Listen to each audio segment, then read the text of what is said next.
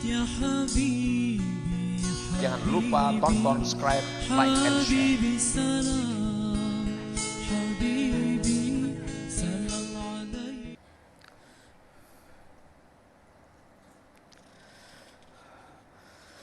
Dimimpikan Mujammi'. Mujammi' ini ngaran salah seorang aulia Allah dalam tidur.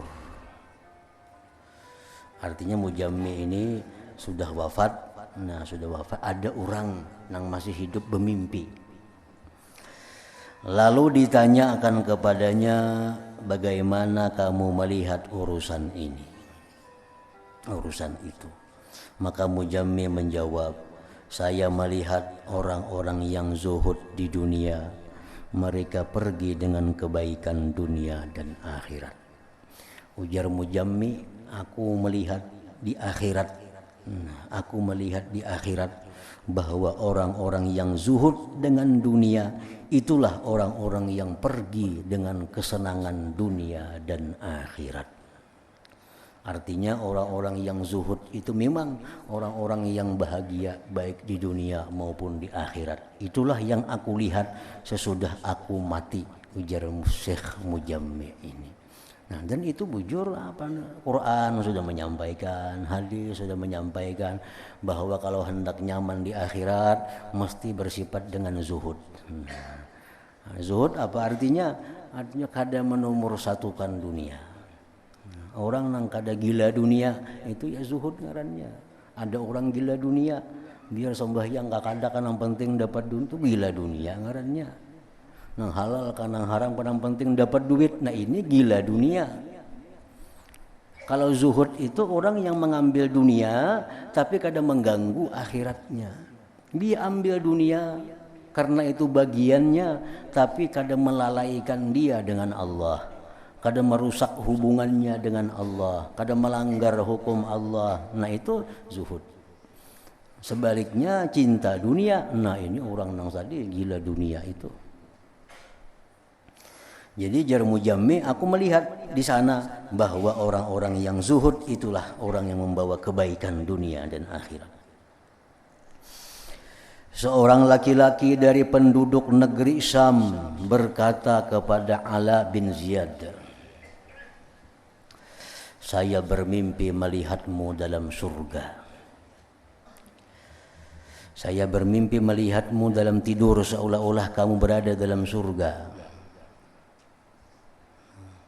Ujar seseorang nih, wahai guru, wahai tuan guru, ulun bermimpi melihat pian ini di surga. Lalu Ala bin Ziyad turun dari majelisnya dan menghadap kepadaku, kemudian berkata, mungkin syaitan menghendaki suatu perkara, lalu saya terpelihara daripadanya, lalu ia menentukan seseorang membunuhku. Jadi jar Ala bin Ziyad, mimpi ikam itu ikam sampaikan kepadaku itu bisa membunuhku, bisa membunuhku.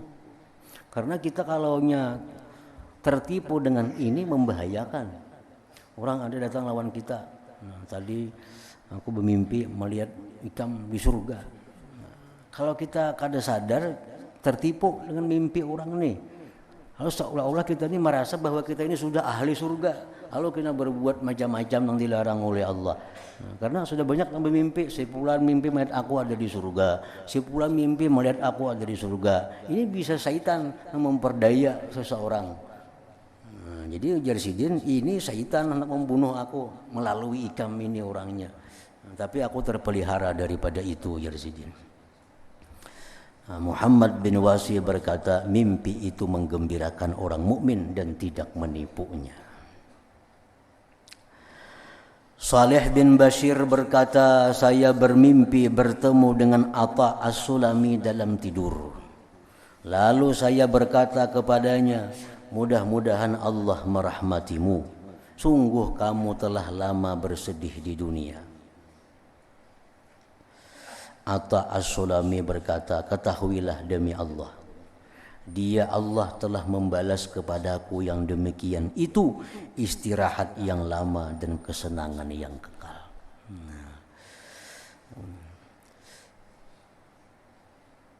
Atha As-Sulami Ini seorang daripada waliullah yang hidupnya banyak mengalami penderitaan hidup dalam sejarahnya. Hidup penuh dengan kesengsaraan dunia. Beliau wafat, ada orang bermimpi.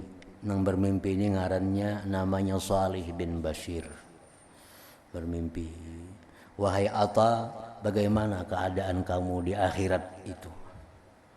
Ujar Atta menjawab, demi Allah, dia telah membalas kepadaku yang demikian itu istirahat yang lama dan kesenangan yang kekal.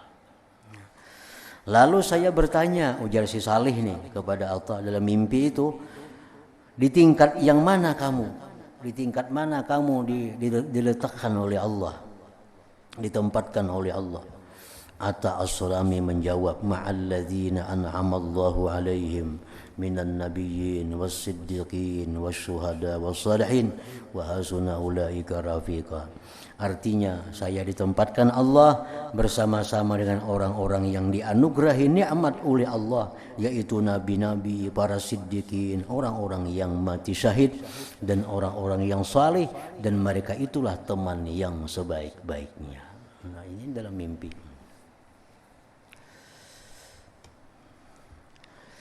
Zurarah ibnu Abi Aufa ditanya dalam tidur.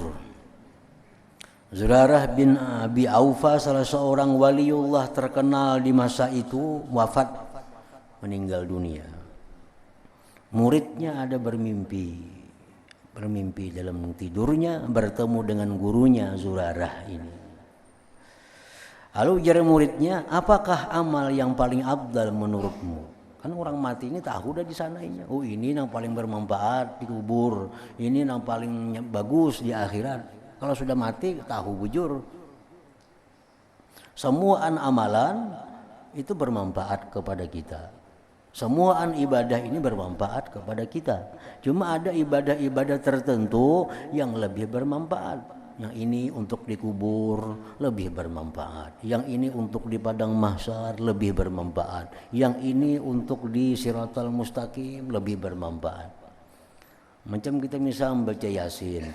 Yasin itu bermanfaat semuaan, baik untuk dikubur, baik di padang mahsyar, baik di Siratal Mustaqim. Surah Yasin itu bermanfaat. Tapi untuk urusan dalam kubur itu lebih bermanfaat surah Muluk daripada Yasin. Nah, untuk urusan dalam kubur, menghadapi himpitan kubur, menghadapi munkar nakir, itu lebih berguna surah Tabarak daripada surah Yasin. Walaupun secara umum Yasin itu berguna, bermanfaat. Nah, jadi ini ditanya oleh muridnya, wahai Syekh Zurarah, amalan apa yang afdal menurutmu? Ini sudah wafat nih Zurarah nih. Zurarah ibnu Abi Aufa menjawab, ridha dan pindik angan-angan. Nah, itu yang paling bermanfaat di sana. Ridha dengan apa yang sudah ditakdirkan oleh Allah, dan pindik angan-angan. Artinya kadang menganggap bahwa diriku ini berumur panjang. Nah, itu amal yang paling bagus di sana. Amal yang paling besar nilainya. Ridha dengan takdir Allah, dan kadang menganggap umurnya masih panjang lagi di dalam dunia ini. Yazid bin Maz'ur berkata, saya bermimpi bertemu dengan Al-Auza'i dalam tidur. Lalu saya berkata, wahai Abu Ammar, tunjukkanlah saya kepada suatu amal yang saya buat mendekatkan diri kepada Allah Ta'ala. Al-Auza'i menjawab, tidaklah saya melihat di sana, di akhirat, derajat yang lebih tinggi daripada derajat ulama. Karena ulamanya di bawah kenabian. Kemudian derajat orang-orang yang susah. Maksudnya susah di sini orang-orang yang sedih hatinya karena mengingat dosa-dosanya. Perawi terus berkata, Yazid adalah seorang syekh yang telah tua, maka ia senantiasa menangis sehingga gelap kedua matanya. Nah, Yazid bin Maz'ur bermimpi bertemu waliullah yang namanya Al-Auza'i. Dalam mimpi itu dia bertanya, amal apa yang paling mulia di sana? yaitu adalah derajat ulama dan orang yang hatinya sedih karena mengingat dosa-dosa yang telah diperbuatnya itu. Lalu Syekh Yazid ini orangnya sudah tua, lalu senantiasa beliau menangis, menyesali, sampai akhirnya kada melihat lagi kedua matanya.